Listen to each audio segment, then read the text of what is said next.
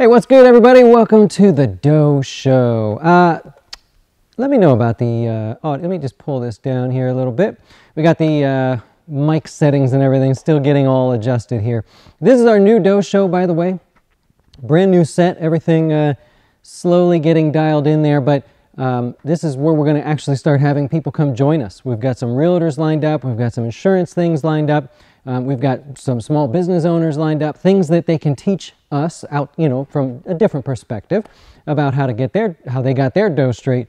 So lots of good things to come here. Well, today, if you're watching this, we're going to talk about the absolute beginner's guide to the Roth IRA for 2019. So I talk to tons of people every single day, and I realize there's a lot of questions that are sort of, misunderstood or that I take for granted, things that are very basic. And so I want to start with the very basics today. We'll try to keep this one short. We'll save the rest for later. If you're one of our customers tonight, actually, we're doing the Wine and Wealth for you guys. We're going to do a complete stock market update, the specifics, the nitty-gritty details, all the great stuff about what's going on with the markets and your investments. But here we go. Let's get started. So the Roth IRA, if it's a new you in 2019 and you said, the hell with the damn gym, I'm going to start a retirement account instead, well, you might have looked at the Roth IRA. That's probably something you've considered. Now, it is by far it's one of the easiest accounts to set up. And so there's still a lot of questions that come up. So I want to cover a few things here for you. I'm going to try to be a little bit fancy today if you'll have me. Ooh, it worked. Okay, the first thing you need to know is your contribution limits are $6,000 and $7,000. So in a Roth IRA, what this means is that you can put in no more than, there's a level on the ground that just shows how much building is going on around here. You can put $6,000 in if you are under the age of 50, and if you're over the age of 50, you could put in $7,000. So that's going to be your max. Now, a Roth IRA has a limit as far as how much you can contribute to. Unlike maybe your Robinhood account or just a general individual account that you may have, the Roth IRA says it's a limit. The reason that there's a limit is because some of the money is post-tax money. So there's a big difference there as far as that's concerned. They put a limit of the $6,000 on there. 1 minute. Anyways, so it's going to be $6,000 and $7,000 respectively. So that's the max contribution on the Roth IRA. I'll have to help you in a minute. Cool? Okay, I don't think you can understand me. So that's that one. Okay, so that's going to be the limit for 2019. Now, every couple of years, they actually raise the max contribution amount. It was $5,500 for quite a while there, and then they actually raised it up to $6,000 for 2019. So if you're over 50, you can go to $7,000. If you're under 50, $6,000 is your max contribution. Now, how does that work? What does that mean? Well, in a Roth IRA, it's all post-tax money, and this comes to the first part that people usually get confused on here. People usually think that they're going to physically pay taxes before they make a contribution. That's not the case. So think about it this way. You got a paycheck from your job, right? You paid tax, hopefully, right? If you're a normal, employee, salaried employee, hourly employee, then you paid tax on that. All that money that's left over, that's what you can put towards the max, the $6,000 or the $7,000, okay? So that's how that works. You don't actually make a deposit, like some of our customers actually are waiting. I get the email every now and then. Some of our customers will say, when do you want me to pay the tax on my contributions? You don't. So you actually, you've already paid the tax, right? So that's how that works there. And here's the thing. When you put the money in there, you don't actually pay tax ever again. You're done. That's the perk of the Roth IRA. So maybe now you're starting to understand why there's a max limit on that, okay? Now, that's the first thing. People always ask me, what's the limit? What's the max that I can put in? How does the tax work? Do I physically pay taxes? And so the answer is obviously no, you don't physically pay taxes there. The next thing that I get questions on is the contribution window. When can I put money in and how can I put the money in there, right? So what's the deadline? And so here's how this works. It's really confusing. I'm sorry that they do it this way. But you have from January through the end of the year, December, to make contributions for, so let's say 2019. So you're going to, let's say you're 40 years old, you're going to start a Roth IRA. You could put $6,000 in there, and from January 1st of 2019, which is a Tuesday, you can put money in all the way to December 31st. So that's the first window. Here we go.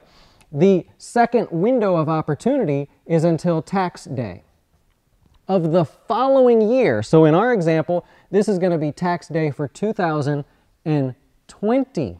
Okay? So this is still your buffer inside of here as well, where you can put money for the previous year. The reason it's a little confusing is because now inside of this window, you can now start putting money in for 2020, or you could do 2019.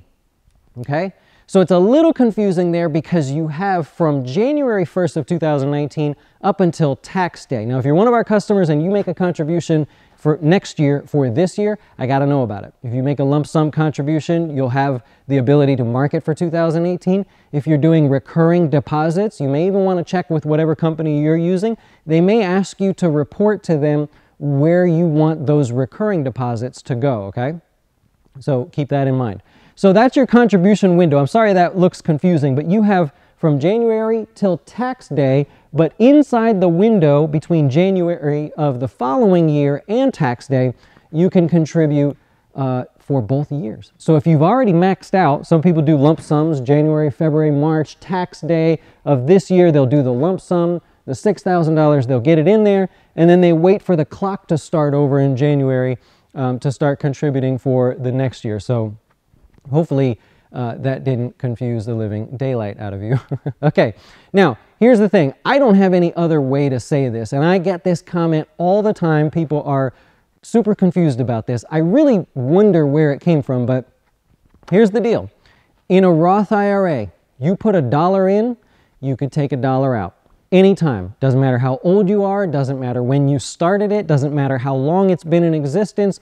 You put $1 in, you can take $1 out. Think about it. You've already paid tax on the money you're putting in. The government could care less. The only reason the traditional IRA, your 401k, your SEP IRA, the only reason that those accounts penalize you and tax you on the way out is because the government hasn't been paid yet.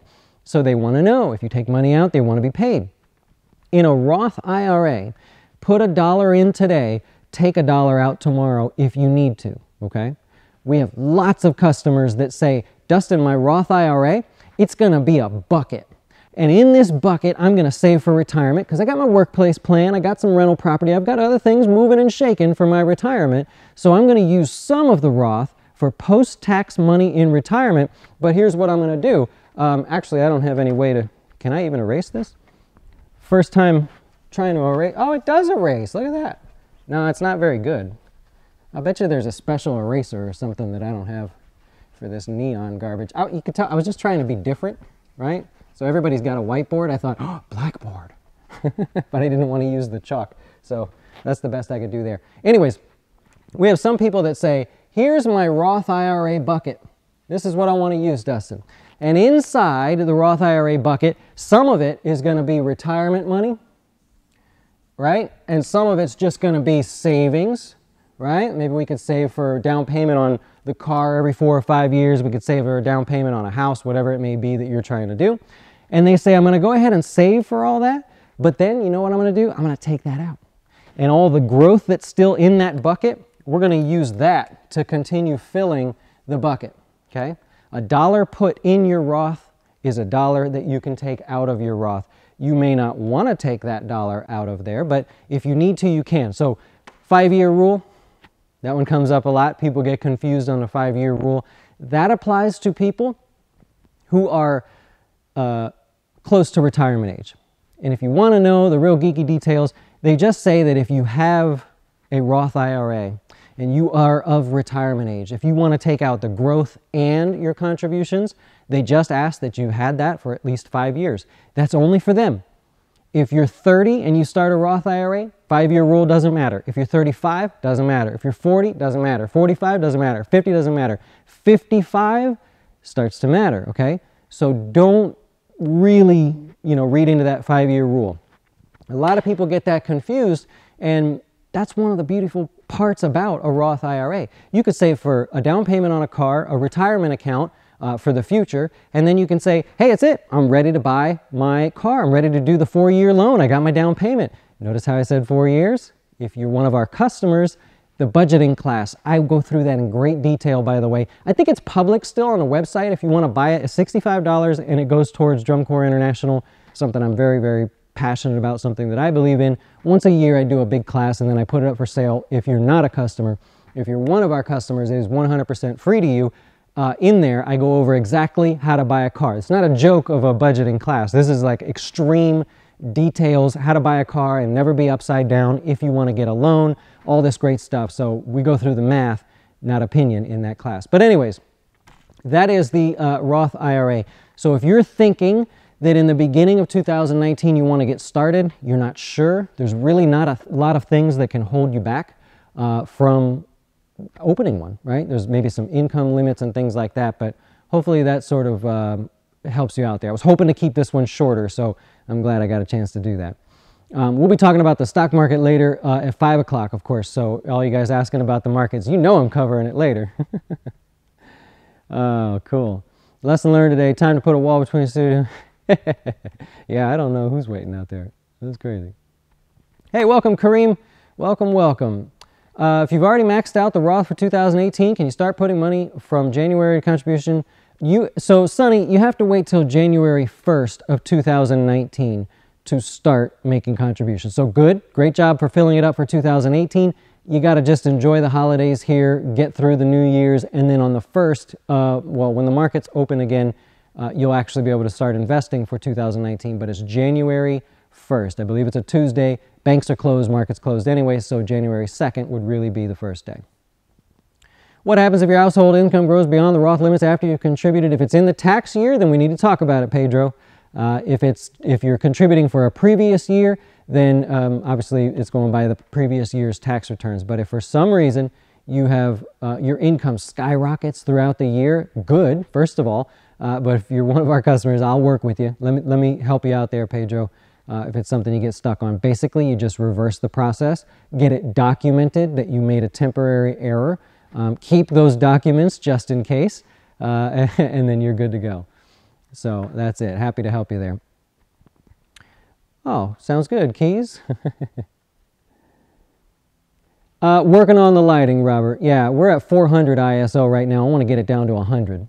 Amen. There's actually a lot of contrast in this video too, so we're tweaking that. So it looks like it's sort of foggy in here. I don't like it. We're working on it. If you withdraw the contributions, do you have to fill out 10? If you would, well, I can speak for what we do on our end here. If you withdraw contributions that are purely contributions, right, then that's it. You're done. It gets reported that you took out money that you put in and that it was not growth. But I can't answer that generally because it depends on how you're going to, so we'll have to do a video on this, but it depends on what you're taking out and how you're going to sort of designate it to the IRS. First in, first out is how it works. Yep. Anyways, that's it. I'm going to wrap it up there. Hope you guys have a great rest of the day. We'll be back at 5 o'clock to cover the stock market. Of course, we'll keep tweaking with the settings here in the studio. Thanks for watching. Thanks for the compliments, by the way. More to come. We'll see you then. Why should you choose Jazz Wealth as your retirement or long-term investing service? Our portfolios are managed by us, not some faceless mutual fund manager. Our private classes will teach you everything about investing and getting your dough straight. Best of all, our fiduciary standard means your best interest comes before ours.